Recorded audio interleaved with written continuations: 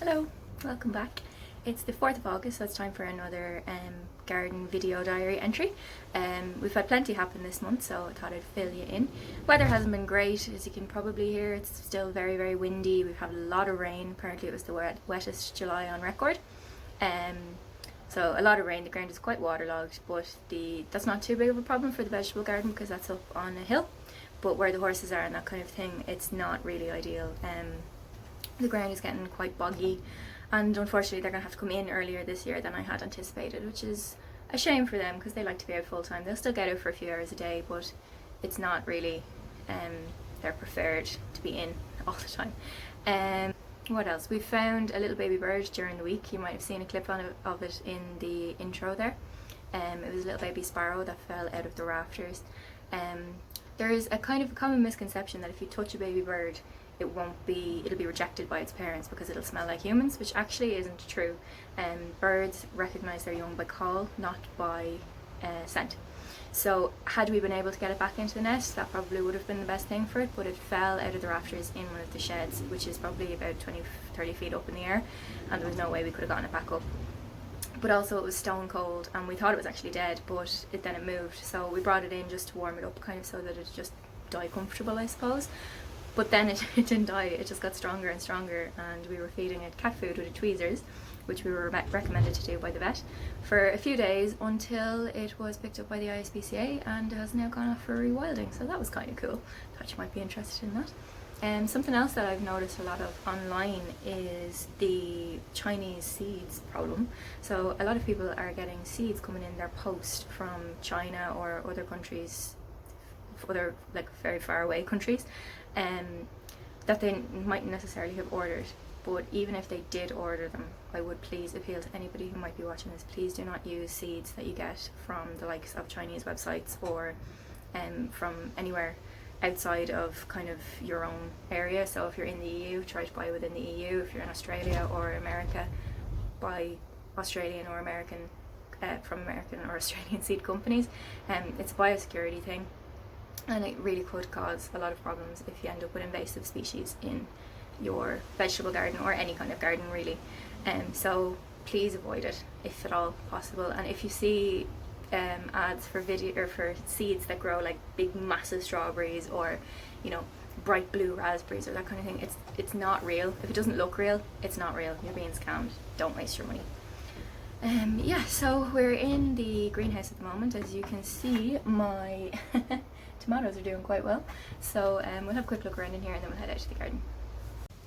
Now here is the potting station, which you may have noticed is considerably more chock-a-block than it was the last day, because as you might know, July is kind of considered second spring when it comes to sowing, because you're getting all of your autumn sowings in for the later months of the year. So what I have down here, and I finally invested in some of these plant labels, so I'll probably know what some of these things are when they're out in the garden, which is great. They are plastic, which is, you know, I would prefer to stick away from plastic, but I do intend to reuse them. Just use a bit of nail varnish remover to take off the labels, or if I'm planting the same thing, I don't put dates on anything because I tend to just plant it and then wait until it's ready. So you know, if I'm using pak choi or Florence fennel or anything like that again next year, I can just use the same labels, so they will get plenty of uses. So yeah, you can see in here I've got some more purple sprouting broccoli, some Brussels sprouts, beetroot, chard, sprouting cabbage, or not sprouting, spring cabbage for April, pak choi, Florence fennel. I've got another sowing of my purple TP beans, and then up here I've got some more purple Milan turnips, and then I have a few various other kind of salad crops. And then down there I have my swede, which we of course call turnips, kohlrabi, and some more purple sprouting broccoli. So yeah, all of those things can kind of go in, you know, July, August, depending on where you are, probably even a little bit later. And yeah, so you don't have to just sow in spring. You can sow kind of all the year through. Well, to a certain extent. So down here, my pepper plants are not doing too bad. We actually have a few flowers coming on, a couple of them, so we might get a couple of peppers before the end of the year. You never know. These little teeny tiny ones we won't. I mean, they're just too late. My aubergines are not doing too shabby at all. And then down here, got my melon plants, which have kind of taken off, and there's a baby melon in there, which is very exciting. I really hope I'm going to get a melon off it. I definitely did need to plant these earlier, but I know that for next year. Over here, this little fella has been making an appearance again and again. It's a lily beetle, I believe. He's not doing any harm in here, so I'll leave him at it. I'll show you what he did to the lilies in a minute. And then over here, my cucumbers, which I've got plenty of little baby cucumbers, and once they get going, they're great. They go really fast. Then my little niece Kayla harvested the first one last week, so that's gone, but that's all right. And then in here, as you can see, I did prune back the tomatoes quite a bit, just so that the fruit would ripen. Yeah, so we've got plenty of fruit now, but we also have loads of flower trusses on them, and we're starting to get a few ripe ones. That actually I think is a sun gold, so that might even be ready. I don't know, a little bit longer. Yeah, so you can see up here the amount of flowers that we have. A lot of people will tell you should just pinch them out and just let it concentrate on a few fruits, but we've got some fruits that are ripening already. You can see down here, so I'm not too worried. And if they don't go green, or if they don't go red, if they stay green, that's fine. We can make some green tomato chutney at the end of the year. We'll head outside now.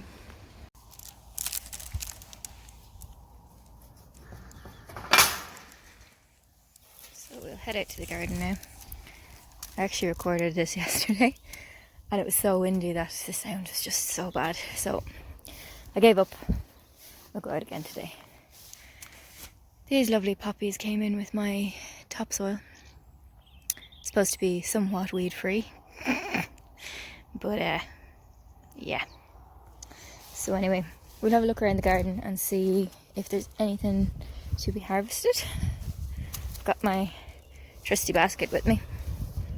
So here is the leek bed. It's doing really, really well. The leeks are enjoying this kind of mild, wet weather. Loads and loads of growth on them. They're kind of multi-sown, kind of not. There's a few single ones there, but there's also a few with 2 or 3, as Charles Dowding does. So hopefully we'll get some nice sized leeks. You can see the ones that I had sown as replacements have actually come through, a few of them, so that's good. And then also I put in some beetroot over here into this spot which was quite empty. Now that bed obviously needs a good bit of a weed, so I will do that possibly over the weekend. Here is the squash and beans bed, or one of the squash and beans beds, which has finally got lots of growth coming out of it. This one down here, my much maligned little plant that I had said was a delicata and I'd never grow again, is actually not a delicata at all. It's 100 weight, which is the same as the monster one down there, but obviously it did get that kick that time, so I'm actually very impressed with it. It's bounced back. There's a couple of fruits on it already, and they probably won't stay, they'll probably rot. They don't look like they're going to make it to pumpkinhood, but we might get one or two yet off it. The beans are doing quite well, as are the nettles in the middle of them all. And then this area here, which is where I had another squash plant that got eaten by rabbits, I have put down these daikon radishes, which apparently have a bit of a kind of a mustardy taste to them, which I really like mustard, so I decided to give them a go. And they'll be quick maturing, so it doesn't matter that they went in late. And then the squashes are doing really, really well. These are the 100-weight pumpkins, and look at these! So cool. They're so lovely. They're gonna be huge, because that's early for those yet. And then over here is the delicata, which I had been giving out about and saying I'd never grow again because it's so crap. But I've plenty of delicata. Little baby squashes growing in there, so that's great. That's really, really good. I feel a bit bad for giving out about the delicata now, because it's doing fine. Over here we have the carrot and parsnip bed, which is flying along, considering how late it went in. I'm very happy with it. And the parsnips are starting to look like plants, which is really good. Obviously there are some carrots growing among the parsnips, and some parsnips growing among the carrots. Now they'll obviously be really gnarled and horrible, because they are ones that obviously just survived when I redid the whole bed. So they've had an awful beating. They won't be in the best of condition, I won't say, but they'll be fine for soup and things. My Jerusalem artichokes are so cool. I love these. They're effectively just a sunflower. They're doing so well, and I'm really impressed with them, that they can stay up in all that wind. It's unbelievable. I don't know how they do it. It's really, really impressive. I know they have that little bit of support around them, but I mean the supports are falling down, yet they're not, which is really, really good. Over here we've got those Swedes that I didn't think were going to survive, but they're flying along. I've put some celery in there, which is a bit crowded and a bit shaded, but celery doesn't mind that, so that's alright. There's a few beans in the middle there. They're the Borlotti beans, which were supposed to be a climbing variety, but when I got sent them, they sent me the wrong ones. They sent me a dwarf variety, so not ideal for where I wanted them, but that's okay. Down here we have the purple teepee, which have loads of flowers on them now, so I'm quite hopeful that we'll get a nice harvest off those. This monster is one plant. It goes out there, around here, and all the way down there. That is one plant. It's one of those, what are they called? Crown Prince? Yeah, Crown Prince, and they've got loads of fruits on them, which is great. I know you could pull them off and get bigger fruits, but I'm quite happy to have lots of medium-sized ones. There's our scarecrow there, who for some reason keeps turning around to look behind him. It's just the wind. And then you can see the peas.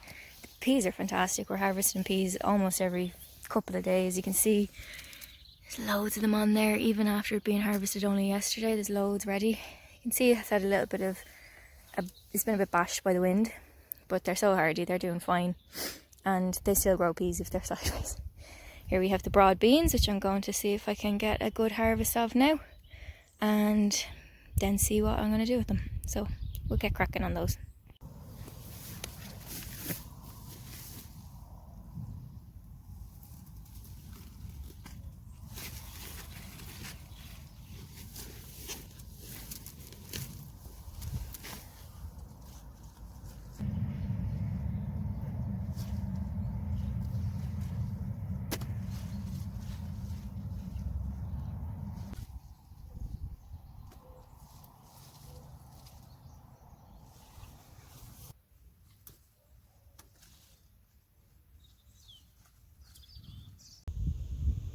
Now, it's not going to feed the 5,000, but I purposely didn't grow too many of them because I don't know what to do with them food-wise, how to eat them.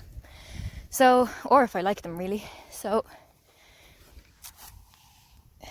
they will do for a couple of meals, and if we like them and if I figure out something nice to make with them, then that's one for next year to grow a lot more of. You'll notice that the things that we know we like and the things that I know grow well, we grow a lot of. For example, these sugar snap peas, the likes of the carrots, and the squashes. So that's my philosophy, is if you don't know if you like it, have a go, see what happens. Yeah, so that brings us to our onion beds.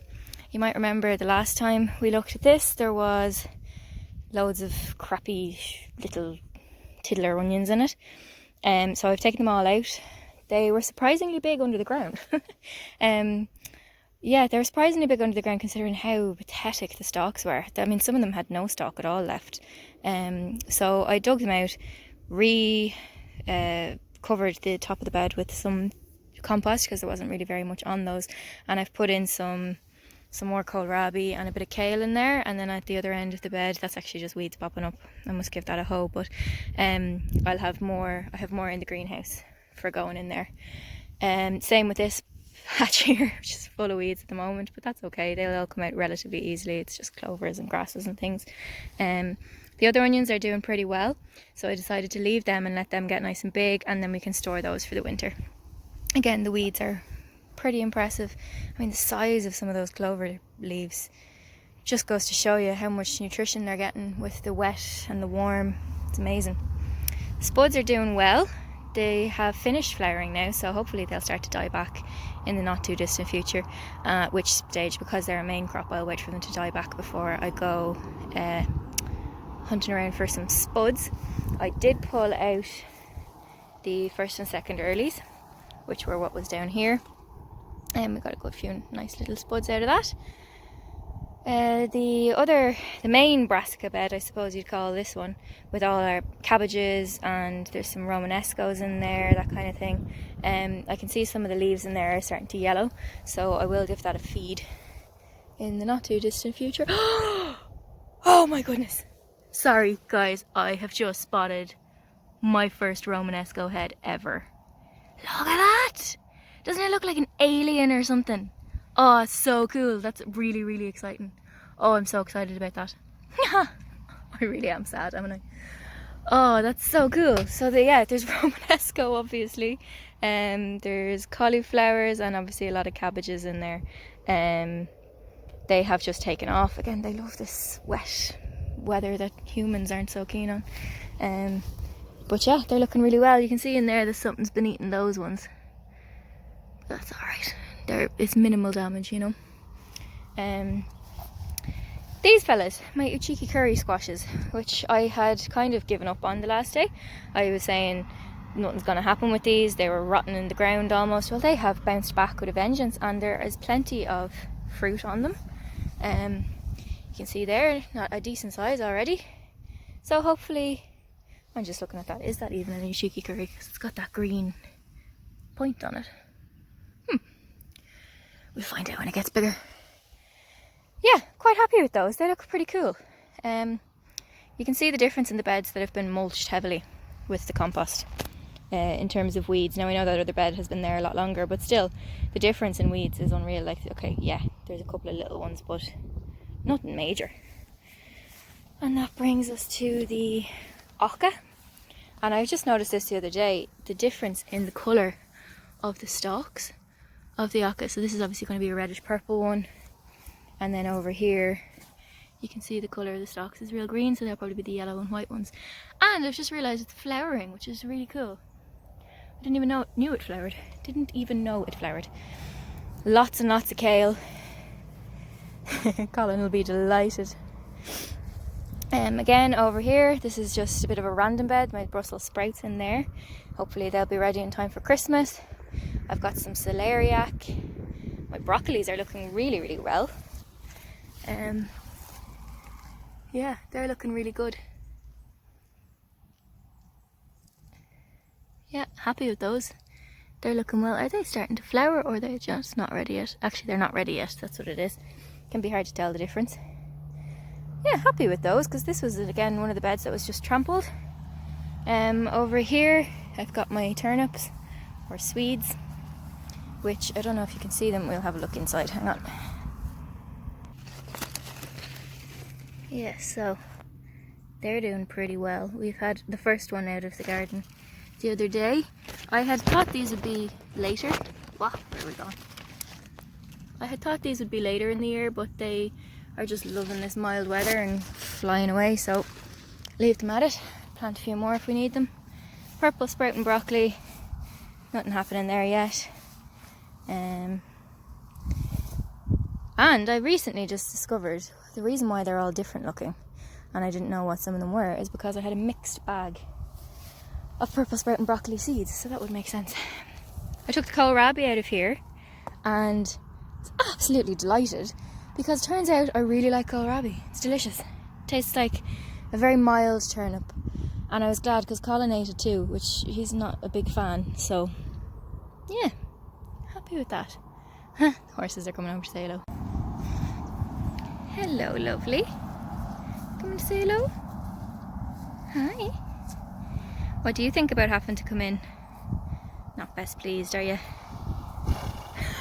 Exactly.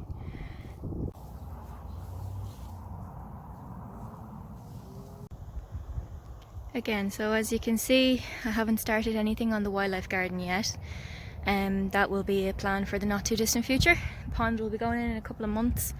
Apparently the autumn to winter is the best time for that. I think the vegetable garden, it's safe to say, for its first season, is a success. Also the orchard, visiting sheep, the orchard, again, not touched, not started, but I'm planning on getting some fruit trees, bare root fruit trees, so that'll be a job for October, November time. So yeah, it's looking well. I'm really happy with it. I just wanted to say a big thank you to Tony C. Smith, who shared my last video with his subscribers, which was really cool, and we had a big upswing in views for that video, which was really cool. So thank you all to everybody who watched it, and thank you to Tony for sharing it. And yeah, if you enjoy the videos, please consider giving a subscribe, give a thumbs up, have a chat in the comments, let me know anything that you'd like to see, and yeah, see you next time. Bye.